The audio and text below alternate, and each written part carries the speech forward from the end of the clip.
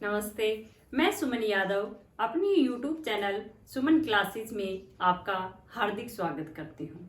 इससे पहले वाले वीडियो में हमने संधि की परिभाषा एवं उसके भेद तथा दीर्घ स्वर संधि को समझा था।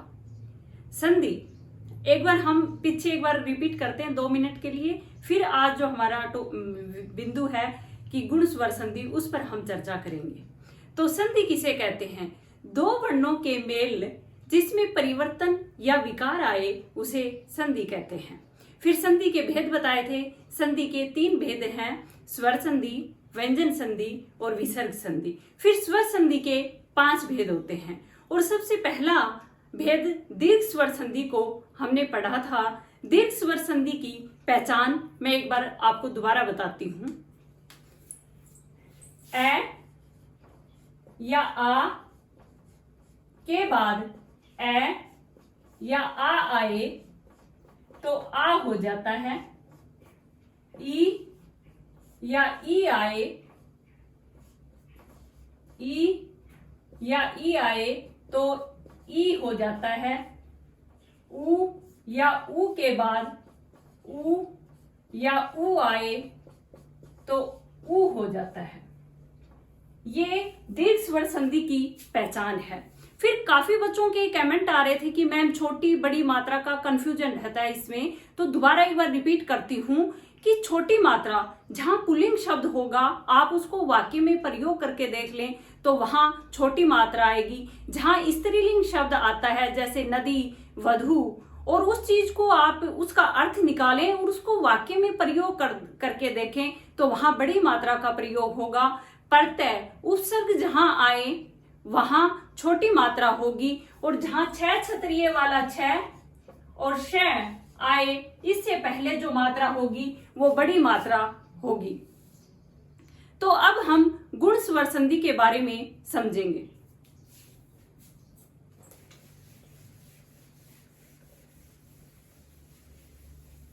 सबसे पहले गुण स्वर संधि।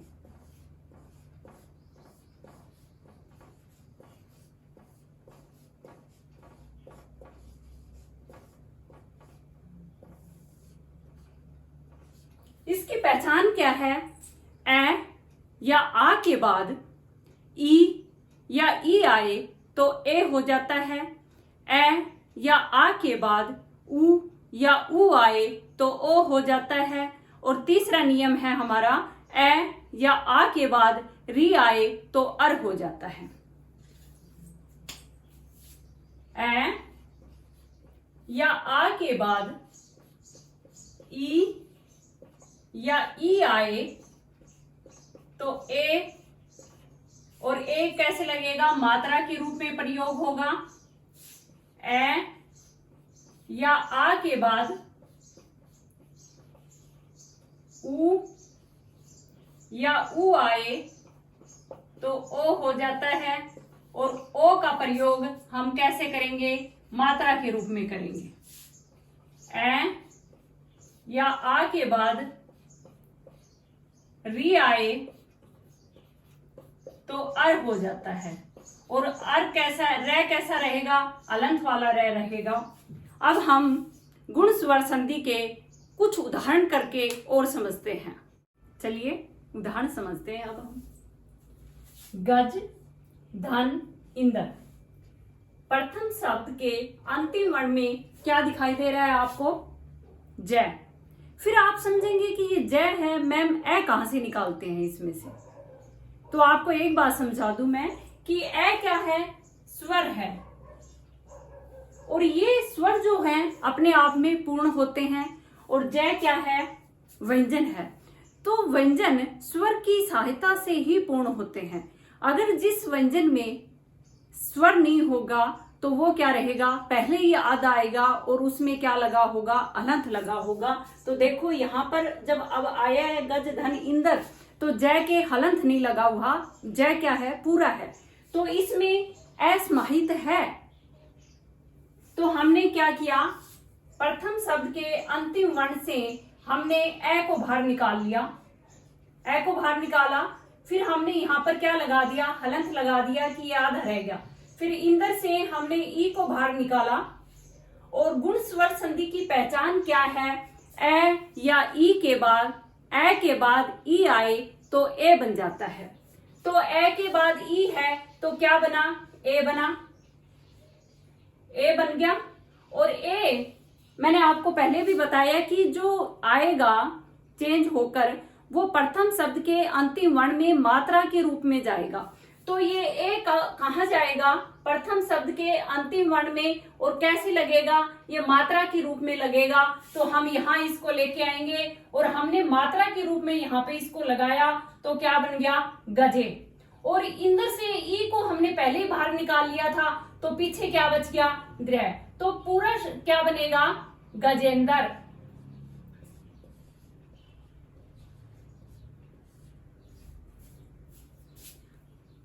गज धन इंदर गजेंद्र। अब हम दूसरा उदाहरण और देखते हैं। गण धन इस। तो वही कंडीशन है, गण अणे है, इसमें हलंत नहीं लगा हुआ तो क्या है? इसमें ए समाहित है। तो ए को हम क्या करेंगे? बाहर निकालेंगे। और अणे को हम क्या करेंगे? आधा कर देंगे। ए को हमने बाहर निकाला और इस से हमने बड़ी ई को बाहर निकाला। ए या आ के बाद ई या ई आए तो ए हो जाता है। ये पहले ही बताया हुआ है मैंने, ये ए बन गया। और ए अब आप कहाँ लेके जाओगे? प्रथम शब्द के अंतिम वर्ण में। और ये कैसे जाएगा? मात्रा के रूप में जाएगा। और मात्रा क्या लगाएंगे हम? गणे बन गया। और ये पीछे क्या बच गया? इसको तो हमने पहले बाहर निकाल ही लिया था, इसका कोई वजूद नहीं अब इसके साथ। तो फिर क्या बन गया? गणेश।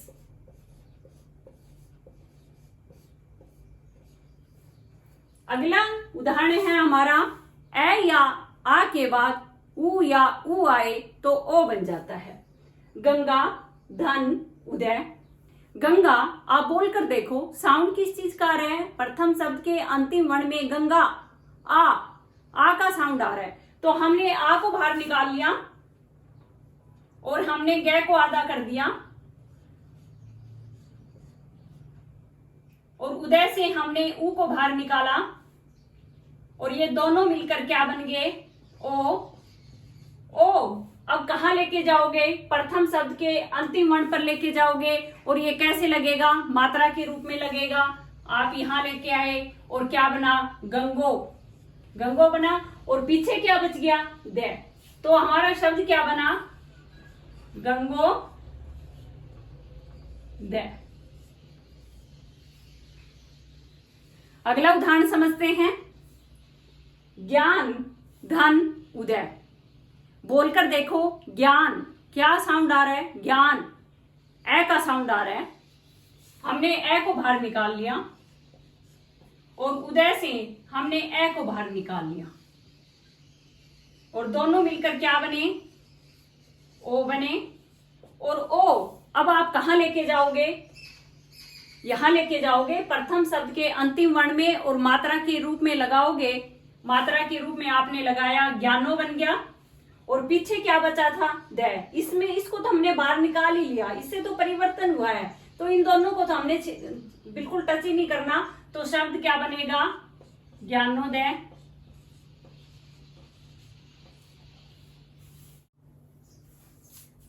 परम धन ईश्वर। तो परम से हम बाहर क्या निकालेंगे? ए। हमने ए को बाहर निकाला। मैं को क्या करेंगे? आधा करेंगे, हलंत लगा दिया। ईश्वर से हम क्या करेंगे? बड़ी ई को बाहर निकालेंगे। और ये बताया हुआ है मैंने, ए या आ के बाद ई या ई आए तो ए बन जाता है। तो क्या बना हमारा? ए बना। ए अब हम कहां लेके जाएंगे? ए हम प्रथम शब्द के अंतिम वर्ण पर। और कैसे लेके जाएंगे? मात्रा के रूप में लेके जाएंगे। हम मात्रा के रूप में यहां ले आए और क्या बना? परमे। और ई को हमने यूज नहीं करना तो पीछे क्या बच गया हमारा? स्वर। तो क्या बना? परमेश्वर।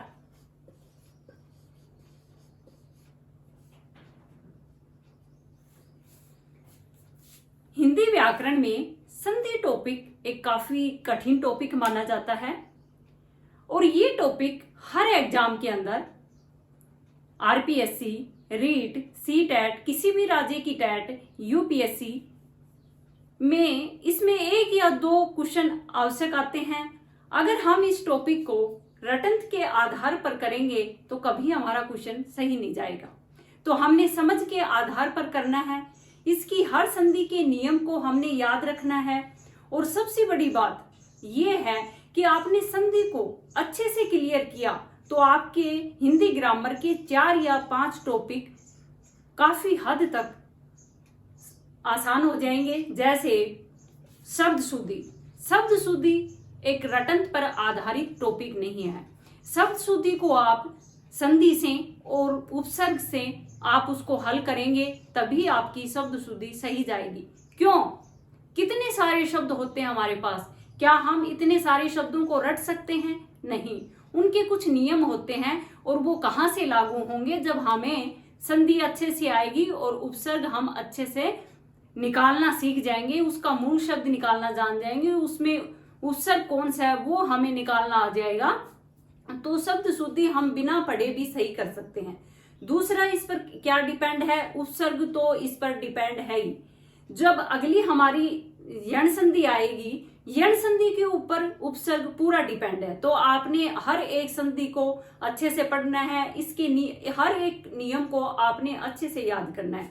फिर पढ़ते भी 20% तक संधि से आपके क्लियर हो जाएंगे और समास 25% तक आपके क्लियर हो जाएंगे। तो संधि टॉपिक को आपने रटना नहीं है, समझ के आधार पर समझना है। और मैं आपको हर एक टॉपिक करवाऊंगी हिंदी ग्रामर का, और इसके बाद आपको कौन सा टॉपिक करना है वो आप कमेंट बॉक्स में बता दें। और इसमें कोई प्रॉब्लम हो तो आप प्लीज कमेंट करें, मैं उसको सही करने की, आपको समझाने की पूरी कोशिश करूंगी। अगला उदाहरण देखते हैं अब। जल, धन, उर्मी। जल से हमने क्या बाहर निकाला? ए को हमने बाहर निकाला। उर्मी, आप यहीं से देखते हुए चलो कि देखो अलग अलग आया है। और उर्मी में क्या है? बड़ा ऊ है। और उर्मी क्या होती है? लहर होती है। और लहर क्या है? स्त्रीलिंग है। तो ऊ देखो बड़ा आया है, अभी आपको दिक्कत नहीं, लेकिन जब आप विच्छेद करोगे तो इस उर्मी की, ऊ की काफी महत्व रहेगा इसका। तो हमने ए और ऊ से क्या बनाया? ओ बनाया। ओ आप कहाँ लेके जाओगे?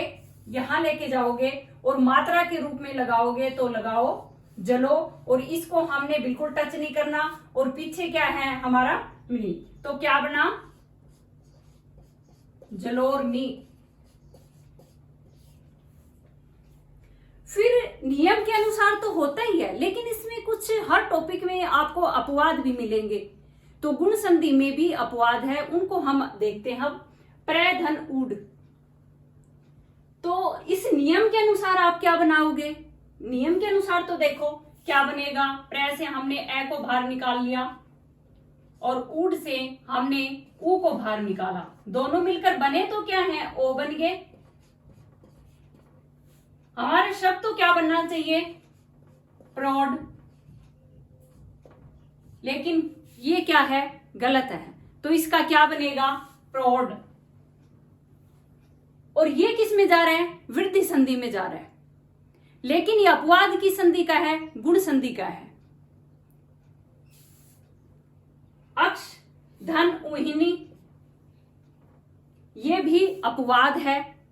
अक्ष से हमने ए को बाहर निकाला और ऊ को बाहर निकाला और दोनों मिलकर क्या बने? ओ। और ओ अब हम कहां ले जाएंगे? यहां मात्रा के रूप में लेके जाएंगे। और इसका शब्द क्या बनना चाहिए था?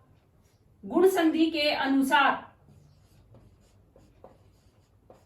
अक्सो हेणी।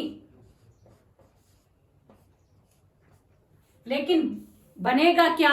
यहां पर दो मात्राएं लगाएंगे।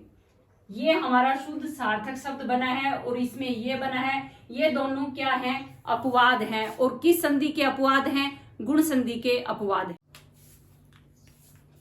ए या आ के बाद री आए तो अर हो जाता है। सप्त, धन, ऋषि। ये वाला नियम थोड़ा कठिन है, लेकिन हम इसको आसान करके समझेंगे।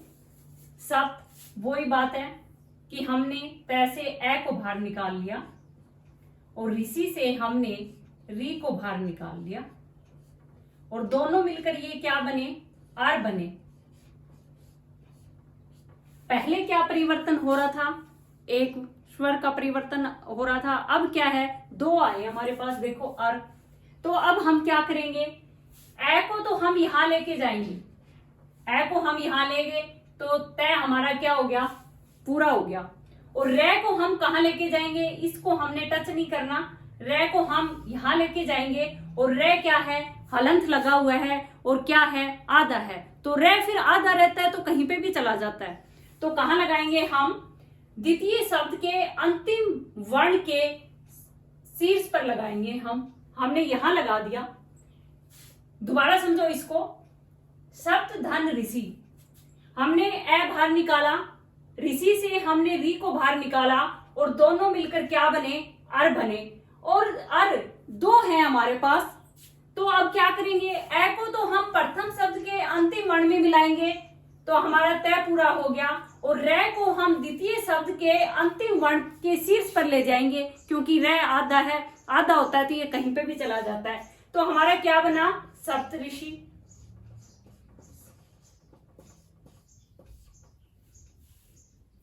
फिर है कणाव धन ऋषि, वही नियम लागू करेंगे, कणाव धन ऋषि। कणाव से हमने ए बाहर निकाला, वह हमारा क्या रह गया, आधा रह गया, और ऋषि से हमने री को बाहर किया और दोनों मिलकर क्या बने, आर बने। वैसे ही करना है, ए को हम यहां ले गए तो वह पूरा हो गया हमारा, और रे को हमने यहां लगा दिया सी पर, तो क्या बना, कणाव ऋषि।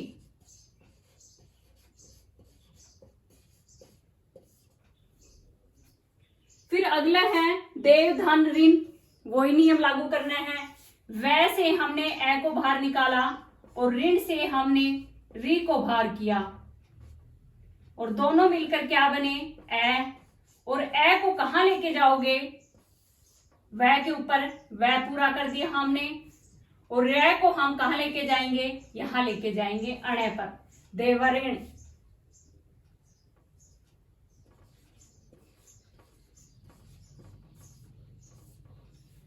शीत धन ऋतु, शीत से हमने ए को बाहर किया और ऋतु से हमने री को बाहर किया और दोनों मिलकर अर बने। और ए को तय के ऊपर ले जाओ और तय को पूरा करो और रे को यहां लगाओ प्रथम शब्द के अंतिम वर्ण पर, तो क्या बनेगा, शीतर्तु।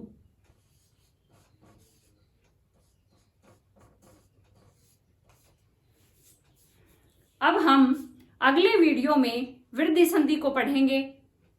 अगर कोई डाउट हो तो प्लीज कमेंट करना। नमस्ते।